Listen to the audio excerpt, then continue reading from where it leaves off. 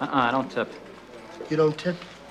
No, I don't believe in it. Don't give me that. She don't make enough money, she can quit. I see it almost as a black comedy in a way. There is a lot of humor, I mean, just in these characters being in the same room because they're all so distinct. The craziest part about Mr. Pink is that if everybody else had listened to him, almost none of this movie would have happened. Are you a lousy tipper?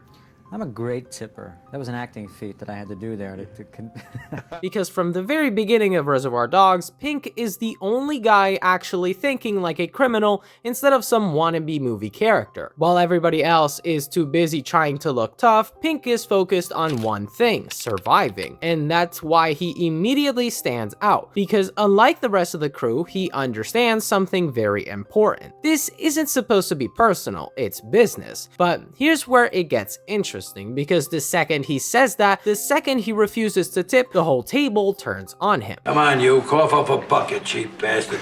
I paid for your goddamn breakfast. And that reaction is exactly what the whole movie is really about. Reservoir Dogs isn't your usual heist film. It's a film about the performance of being a criminal, about the codes and rituals that men use to feel like they're in a movie. And Mr. Pink is the only one in the room who isn't performing because he's just doing the math. He isn't the coolest guy in that room, and he isn't the most respected, but he's the one who walks out of the building with the diamonds at the end. So the question this video is asking is a simple one. Why? Let's start at the beginning, because the tipping scene isn't just a funny cold open. In about 3 minutes of diner conversation, Quentin Tarantino tells you everything you need to know about how Mr. Pink's mind works. While the other men are loosening up, joking around, Pink is doing something different. He's auditioning. This is a hard job. So is working at McDonald's, but you don't feel the need to tip them, do you? But no, society says, don't tip these guys over here, but tip these guys over here. That's bullshit. His argument isn't really about tipping, it's about the structure underneath tipping. Who earned what? Whether the social expectation holds up when you examine it directly instead of just going along with it because that's what everyone does.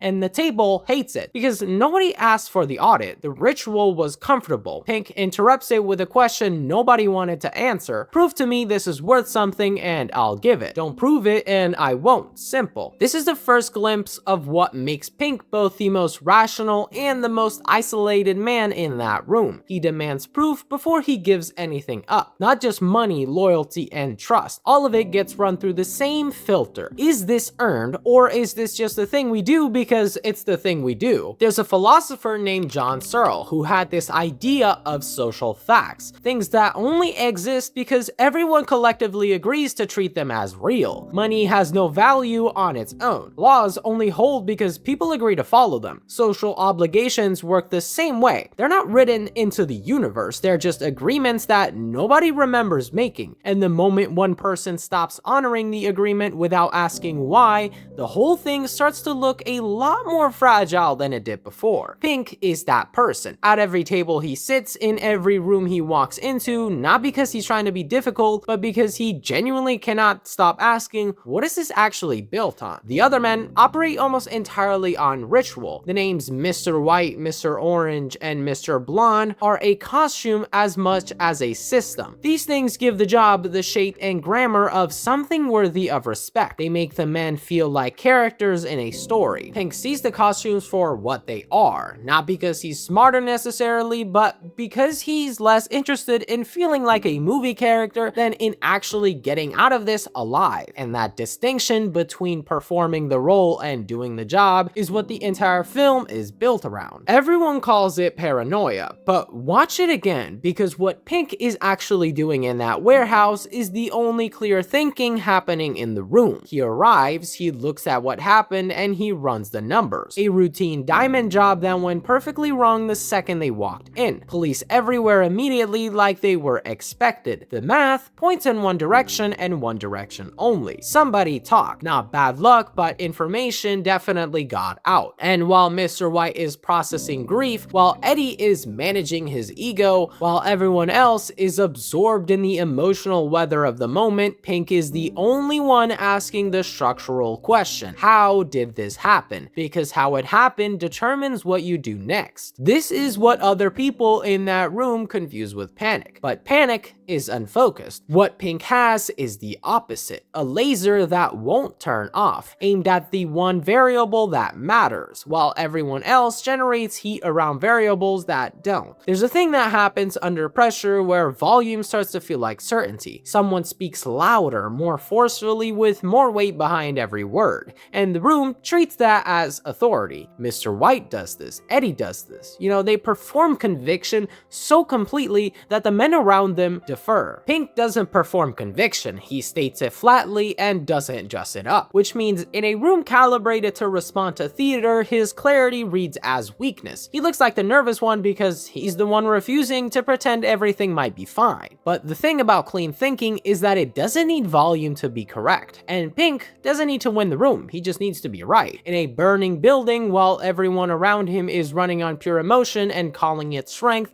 the room reads his deliberateness as weakness because calm doesn't perform well next to urgency, but calm is the only thing in that warehouse that's actually pointed at the truth. So he hides the diamonds, he keeps his gun, and he argues over and over for fewer variables. Every instinct he has points towards the same thing, reducing exposure and making decisions based on reality instead of loyalty and, of course, getting out. These are the instincts of the only professional in the building. There's a version of this role that gets cast with something commanding, the kind of physical presence that makes a room go quiet when he walks in. Tarantino did the opposite. Steve Buscemi is not a commanding physical presence. He moves through scenes like someone who doesn't quite fit the space, gesturing and filling silence with motion instead of stillness. And most readings of that performance call it quirky or nervous, or even oddly compelling in that Buscemi way. But watch what the physicality is actually doing. Every other man in that film communicates through weight. Long pauses and slow turns are some of the examples of this language. These are men performing dominance through stillness, and the room reads it as power. Pink's body does something entirely different.